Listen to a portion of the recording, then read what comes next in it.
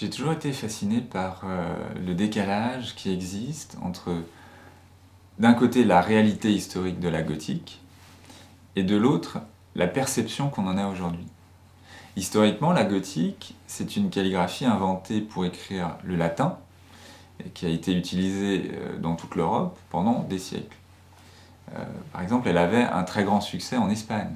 C'était de plus une écriture extrêmement lisible, et enfin, c'était une écriture rationnelle, dans le sens où elle a été inventée à un moment où on a fait un progrès dans la rigueur de l'expression écrite. Donc c'était une écriture consensuelle, lisible et rationnelle. Or, aujourd'hui, on y voit tout autre chose. Les gens ont tendance à considérer la gothique comme une écriture spécifiquement germanique ou du nord de l'Europe. On la trouve peu lisible, puisque entre-temps on s'est habitué à un tout autre type d'écriture. Et enfin, on lui associe parfois des connotations un peu sulfureuses. Donc il y a un écart vraiment étonnant entre l'origine, en quelque sorte paisible et lumineuse de la gothique, et l'image un peu torturée qu'on en a aujourd'hui. Et c'est ça qui m'a donné l'idée de chercher une écriture gothique nouvelle, une gothique en somme qui offre une sensation de lisibilité, de clarté et d'ouverture sur le monde. Assez rapidement, mon choix s'est porté sur un certain modèle d'écriture qui est la textura, une calligraphie du XIIIe siècle, qui est en fait le premier modèle de gothique bien structuré, bien droit, bien gothique en fait. Et puis je me suis demandé, qu'est-ce qui fait la gothique ? Et j'ai listé tous les paramètres qui constituent cette couleur gothique, pour voir ceux que j'allais garder et ceux que j'allais peut-être remettre en cause. Alors les paramètres que j'ai gardés sont les choses qui me semblaient véritablement incontournables. La régularité d'abord, le côté modulaire de la gothique, cet aspect très régulier, qui donne un effet de tissage au texte. Un textura veut dire tissu en latin, et c'est cet effet qui est si caractéristique.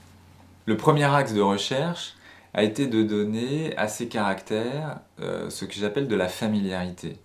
C'est-à-dire de faire en sorte que le lecteur contemporain ne se trouve pas dérouté par certaines formes de lettres, ne trouve pas qu'il y ait une distance à la fois temporelle et culturelle entre lui et ces signes qui sont d'origine médiévale.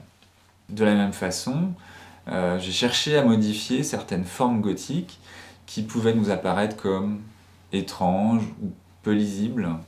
Ainsi dans l'Azo, on a le A, le E, le G, le K, le S ou encore le X, qui ont des formes un peu éloignées du modèle d'origine dans le but de les rendre plus proches de nous. L'autre axe de recherche, ça a été de travailler sur les connotations. Aujourd'hui, la gothique est assimilée à la marginalité, à l'agressivité, à l'esprit de rébellion en fait. Mais mon projet, c'est de lui rendre son premier passé, c'est-à-dire son passé de rationalité.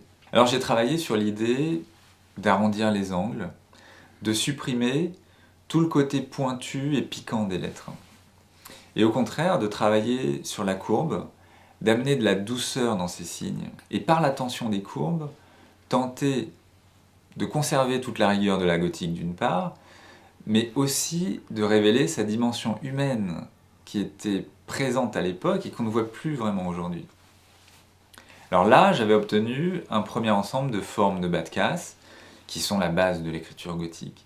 Mais il fallait l'enrichir avec les capitales, les italiques, la ponctuation, les chiffres, c'est-à-dire tout un tas de choses indispensables à l'écriture d'aujourd'hui, mais dont on ne trouve pas le modèle dans la tradition médiévale. Les capitales, pour commencer, c'était un problème puisque dans la calligraphie médiévale, les capitales sont rares. Ce sont en fait des lettrines avec des formes complexes qui ont pour but de ressortir de la page.